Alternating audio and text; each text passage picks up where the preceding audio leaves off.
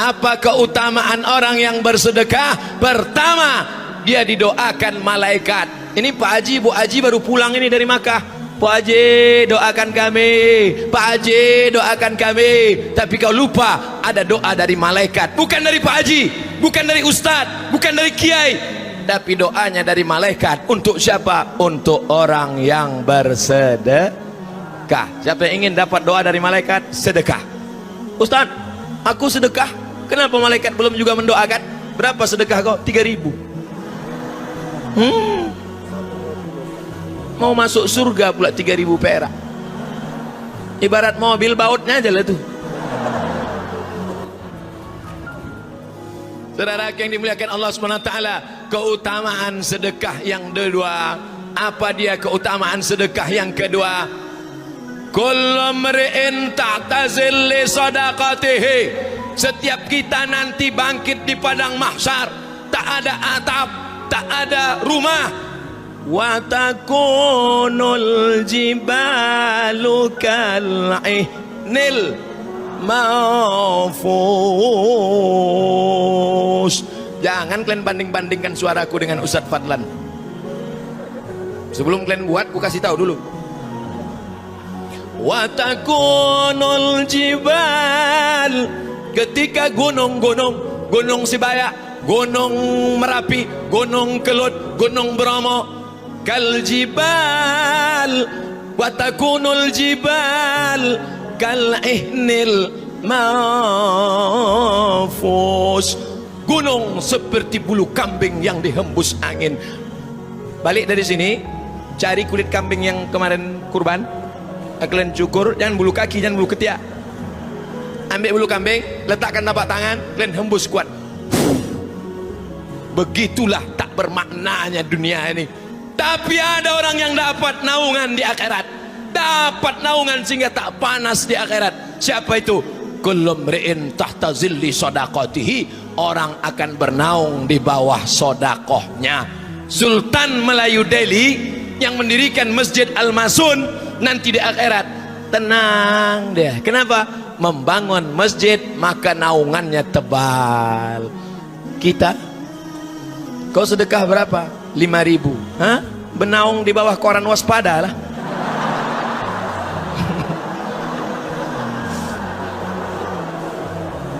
Yang orang-orang kaya tuh nanti di akhirat tenang dia. Kok enak kali kau bro? Lai, apa sedekah kau kemarin? Aku sedekah 100 sak semen. Makanya aku santai aja. 100 sak semen di atas, macam flyover. Nyantai. Masuk 5.000 perak. Koran berembus-embus. Habis. Oleh sebab itu yang udah memasukkan tadi 5.000, tambah lagi. Kalau 10.000 Pak Ustadz, koran juga 2 biji. Saudara yang dimuliakan Allah Subhanahu wa taala, katanya di akhirat itu panas Pak Ustadz, sejengkal matahari. Panas Pak Ustadz, panas. Ada lagunya itu, panas, panas, panas. Gusi apa penyiratan? Panas. Tapi ada orang yang tenang. Siapa dia? Orang-orang yang berada di bawah naungan sodakoh, bukan somat. Sodakoh. Aku mana bisa menaungi?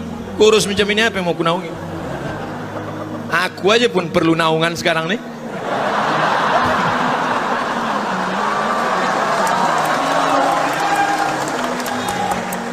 Sikit-sikit memang, tapi masuk. Saudara yang dimuliakan Allah Subhanahu wa taala, begitulah di akhirat nanti kita dapat naungan. Di dunia ini enak aja kita dapat naungan. Begitu ada razia, prit, telepon, Pak tolong selesai. Di akhirat siapa yang mau kita telepon? Ada orang Medan mati bawa HP. Mana ada? Apa yang kau bawa mati? Jubah kebesaran tinggal, baju batik kesayangan tinggal, peci yang ada tulisan UAS Abdul Somad tinggal. Aku mau ngasih tahu aja, ada topinya tinggal. Cincin kesayangan katanya batu mahal warna hijau tinggal. Apa yang dibawa mati menghadap Allah? Sedekah. Orang mati itu dikubur ditanya, hei mayat, hei jenazah. Saya nunjuk jenazah ini ke bawah.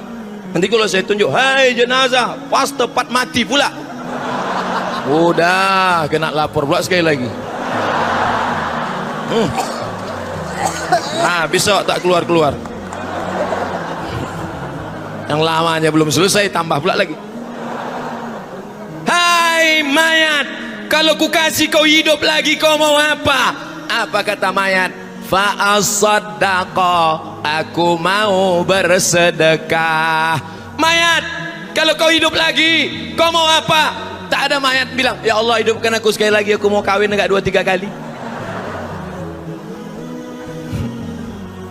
Apa kata si mayat? Laula akhartani ila ajalin qarib. Kalaulah kau kasih aku umur ya Allah, tambah sikit aja lagi. Kalau ku tambah umur kau mau apa? Fa asaddaqa, aku mau bersedekah. Wa akum minas salihin, aku mau jadi orang yang soleh. Yang hadir ke masjid ini semuanya sudah soleh-soleh. Bersedekah belum? Orang-orang Medan yang dulu tuh luar biasa sedekahnya. Di tempat lain kaligrafi pakai cat minyak, di sini kaligrafi coba lah tengok, macam-macam emas ku tengok, luar biasa macam emas. Di tempat lain sholat kita di lantai berpasir kening karena belum dikasih semen. Allahu Akbar, tajam kening. Di sini dinding pun pakai marmer keramik, memanjat dari bawah naik ke atas. Andai ada yang pandai memasang di atap pun dipasang orang Medannya juga. Kubahnya pula kuning, entah kuningan entah emas, pokoknya kuning lah. Hebat orang Medan ini. Kipas angin kemana mata memandang, kipas angin, kipas angin, kipas angin. Cuman yang hidup 2 biji aja.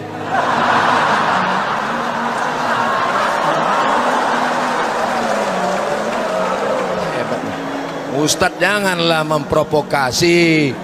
Ustadz bilang 2 biji hidup, itu kan hidup juga, itu hidup juga. Oh iya, mohon maaf. AC di mana-mana AC itu, AC, AC. Hidup. AC ini dari Korea ini. Ini AC ini dari Korea, tengok mereknya Samsung. Kalau dari Makkah Samsudin. Mohon maaf Pak Samsudin. Singgung. Nanti itu singgung dilaporkan pula lagi. Payah kali lah ceramah ini. Makin lama kita bercakap nih makin banyak salah, makin lama. Nauzubillah. Betul kata pepatah, man kasura kalamuhu kasura saktuhu. Siapa yang banyak cakapnya, dia yang paling banyak salahnya. Saya sudah bicara setengah jam. Tadi saya mulai jam 1:30, sekarang pas jam 2. 30 menit saya sudah bicara. Di antara kita yang ramai ini, siapa yang paling banyak salahnya? Tengok, tengoklah tuh, orang kampung awak sendiri pun bilang awak salah. Masya Allah, tabarakallah. Yang sudah nyumbang lampu, maka terang benderanglah kuburnya. Yang menyumbang kipas angin, maka tenanglah alam barzahnya. Yang sudah menyumbang keramik, maka berkeramiklah makamnya. Ustadz, makam orang memang berkeramik lah. Keramik di atas, ada makam orang keramik di bawah. Lama hidup banyak dirasa, jauh berjalan banyak ditengok. Belum pernah saya nengok orang di bawah dipasang keramik. Pernah kalian tengok? Kalau ada tengok foto, kirim ke nomor WA saya. Apa yang kita tanam hari ini, itu yang akan kita tengok setelah mati. An-nasuniyam, kata Sayyidina Ali. Semua orang sekarang ini sedang tidur. Ustaz janganlah tunjuk pakai tangan kiri, oke pakai tangan kanan. Semua yang sekarang ini sedang tidur. Falamma matu, ketika dia mati, intabahu, ketika dia bangun, disitulah. Ketika dia mati, disitulah. Ketika dia mati, disitulah dia baru sadar. Rupanya mimpi jadi orang kaya, mimpi jadi penguasa, mimpi sebentar, sekejap, sejenak saja. Yang ditengok setelah mati, itulah sodakoh. Keutamaan sodakoh yang pertama, dapat doa malaikat. Keutamaan sedekah yang kedua, bahwa orang bersedekah itu dapat naungan. Kita lanjutkan yang ketiga. Sampai berapa nih nanti Pak Ustadz? Pokoknya ku mulai tadi jam 1.30 akan selesai jam 2.30. Selesai itu ku jawab beberapa pertanyaan, habis itu kita selesai. Jadi kalau yang merasakan agak panas, sabar-sabarlah sedikit. Kalian cuma sekedar panas saja, aku udah panas bercakap lagi.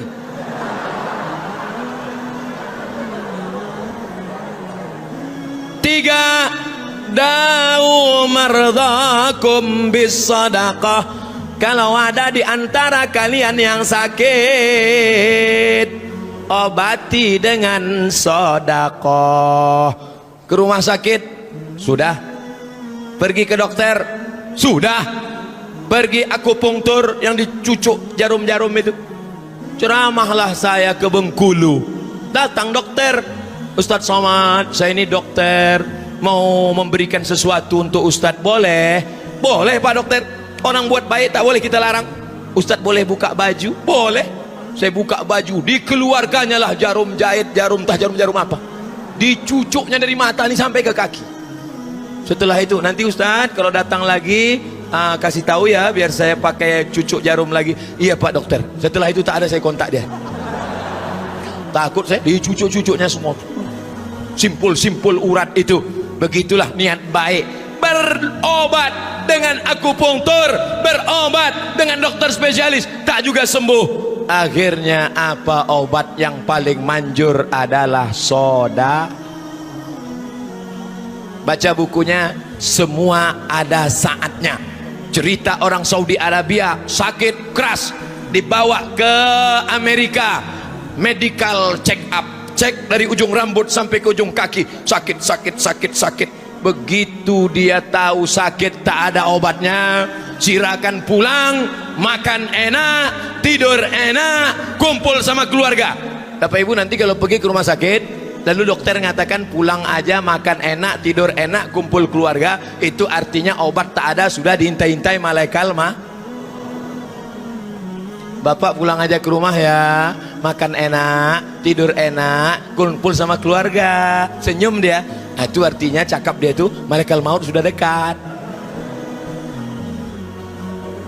Pulang dia ke Makkah, pulang dia ke Saudi Arabia, diambilnya duitnya, sedekah, disisakannya aja sedikit untuk ahli waris. Kemudian dia pergi lagi ke Amerika, medical check up, cek lagi.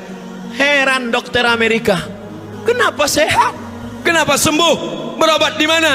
Apa kata dia? Saya mengamalkan hadis Nabi Muhammad sallallahu alaihi wasallam, da'u mardakum bis sadaqah, berobatlah dengan sedekah.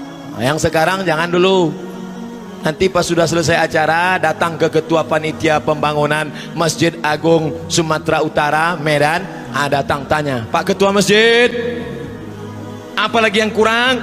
Ada kira-kira berapa ratus sak semen? Apa lagi? Ada untuk biaya mengecor. Apa lagi? Ada kubah kita. Mau bantu? Enggak, nanya aja. Tolonglah yang sakit-sakit, mudah-mudahan diberikan Allah kesembuhan. Ya Syafi, wahai yang maha menyembuhkan. Ya Kafi, wahai yang maha mencukupkan. Ya Mu'afi, wahai yang maha menyehatkan. Isfi mardhana, sembuhkan saudara-saudara kami yang sakit ya Allah. Syifaan najila, kesembuhan yang segera. La yughadiru saqama, tidak akan kumat untuk selamanya. Bagi yang bersedekah, bersedekah segera akan sembuhnya ya Allah.